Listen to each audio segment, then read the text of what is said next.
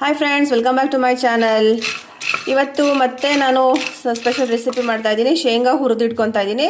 ಶೇಂಗಾಗೆ ಮಸಾಲ ಎಲ್ಲ ಹಾಕಿ without oil masala peanut ತಿಂತಾರಲ್ಲ ಆ ಥರ ಮಾಡ್ತಾ ಇದ್ದೀನಿ. ಮಕ್ಕಳು ಸ್ಕೂಲಿಂದ ಬಂದು ಏನಾದ್ರು ತಿನ್ನಕ್ಕೆ ಬೇಕು ಅಂತ ಹೇಳ್ತಾರೆ, ಅದಕ್ಕೋಸ್ಕರ ಮಾಡ್ತಾ ಇದ್ದೀನಿ. ಈ ಥರ ಶೇಂಗಾ ಹುರ್ಕೋಬೇಕು. ಹುರ್ಕೊಂಡಾದ್ಮೇಲೆ ಆಮೇಲೆ ಸಾಂಬಾರು ಬಾಕ್ಸಿಂದ ಏನೇನು ತೊಗೊತಾ ಇದ್ದೀನಿ ಅಂದರೆ ಖಾರದ ಪುಡಿ. ನಿಮಗೆ ಅದು ಖಾರಕ್ಕೆ ಎಷ್ಟು ಬೇಕೋ ಅಷ್ಟು ಖಾರದ ಪುಡಿ ತಗೊಳ್ಳಿ. ಆಮೇಲೆ ಉಪ್ಪು, ರುಚಿಗೆ ತಕ್ಕಷ್ಟು ಉಪ್ಪು ಹಾಕ್ತಾ ಇದ್ದೀನಿ. ನಿಮಗೆ ಎಷ್ಟು ಬೇಕೋ ಅಷ್ಟು ರುಚಿಗೆ ಉಪ್ಪು ಹಾಕೊಳ್ಳಿ. ಆಮೇಲೆ ಇಂಗು ಯಾವುದಿರುತ್ತೆ ನಿಮ್ಮ ಮನೇಲಿ ಅದನ್ನು ಹಿಂಗೆ ಹಾಕ್ಕೊಳ್ಳಿ. ನಾನು MTR ಹಿಂಗೆ ಹಾಕ್ಕೊತಾ ಇದ್ದೀನಿ.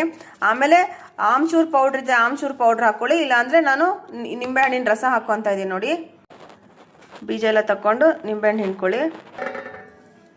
ಒಂದು 4-5 ಹನಿ ಆದರೆ ಸಾಕು. ಆಮೇಲೆ ಇದಕ್ಕೆ ಸ್ವಲ್ಪ ಒಂದು 4-5 ಹನಿಯಷ್ಟು ನೀರು ಹಾಕಿ ಲಿಕ್ವಿಡ್ ಕನ್ಸಿಸ್ಟೆನ್ಸಿ ಬರಲಿ. ಅದನ್ನು ಕಲಸಿ ಖಾರದ ಪುಡಿ, ಉಪ್ಪು, ಆಮೇಲೆ ಇಂಗು, ಆಮೇಲೆ ನಿಂಬೆಹಣ್ಣಿನ ರಸ. ಓಕೆ, ನೋಡಿ ಈ ಥರ ಮಾಡ್ಕೊಂಡಿದ್ದೀನಿ. ಈಗ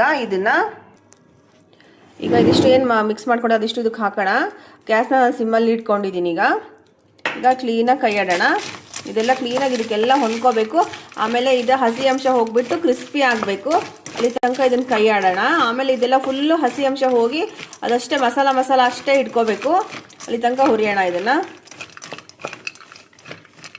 ಒಂದು 4-5 ಮಿನಿಟ್ಸ್ ಸಿಮ್ಮಲ್ಲೇ ಇಟ್ಕೊಂಡು ಕೈ ಆಡಿಸಿ ಎಲ್ಲ ನೋಡಲ್ಲಿ ಡ್ರೈ ಆಗ್ತಾ ಬಂತಲ್ಲ. ನೋಡಿ, ಇದೆಲ್ಲ ಸ್ವಲ್ಪ ಡ್ರೈ ಆಗ್ತಾ ಇದೆ. ಮೆಣಸಿನ್ಕಾಯಿ ಘಾಟು ಬರ್ತಾ ಇದೆ. ಒಂದು ಹಾಕೊಂಡು ನೋಡಿ, ಟೇಸ್ಟ್ ನೋಡಿದೆ ಸ್ವಲ್ಪ ಖಾರ ಇದೆ. ಬೇಕಾದ್ರೆ ಸಕ್ಕರೆ ಪುಡಿ ಹಾಕೋಬೋದು ನೀವು. ಇದು ನೋಡಿ ಎಲ್ಲ ಡ್ರೈ ಆಗ್ತಾ ಇದೆ. ಇವಾಗ ಸ್ವಲ್ಪ ಒಂದು 2 ನಿಮಿಷ ಜೋರು ಊರಿನಲ್ಲಿ ಇಡಿ. ನೋಡಿ, ಈ ಥರ ಜೋರು ಫ್ಲೇಮಲ್ಲಿ ಇಡಿ. ನಿಮಗೆ ಇನ್ನೂ ಕ್ರಿಸ್ಪಿ ಬೇಕು ಅಂದರೆ ಚಪಾತಿ ಬೇಯಿಸಿರ್ತೀರಲ್ಲ, ಹಂಚು ಕಾದಿರುತ್ತಲ್ಲ, ಆವಾಗ ಅದ್ರ ಮೇಲೂ ಹಾಕಿ ಕ್ರಿಸ್ಪಿ ಆಗುತ್ತೆ. ಇದಾಯ್ತು. ಈಗ ದುಡ್ಡು ಕೊಟ್ಟು ಅಂಗಡಿಯಲ್ಲಿ ಮಸಾಲ ಈ ಥರ ತರೋದಕ್ಕಿಂತ ಇದು ಮನೇಲಿ ಮಾಡೋದು ಕಡಿಮೆ ರೇಟ್ ಆಗುತ್ತೆ ನಿಮಗೆ. ಓಕೆ ಫ್ರೆಂಡ್ಸ್, ಈ ಥರ ನೀವು ಮನೇಲಿ ಟ್ರೈ ಮಾಡಿ. ಈ video like, share and subscribe ಮಾಡಿ. ನೆಕ್ಸ್ಟ್ ವಿಡಿಯೋದಲ್ಲಿ ಸಿಗ್ತೀನಿ. ಬಾಯ್.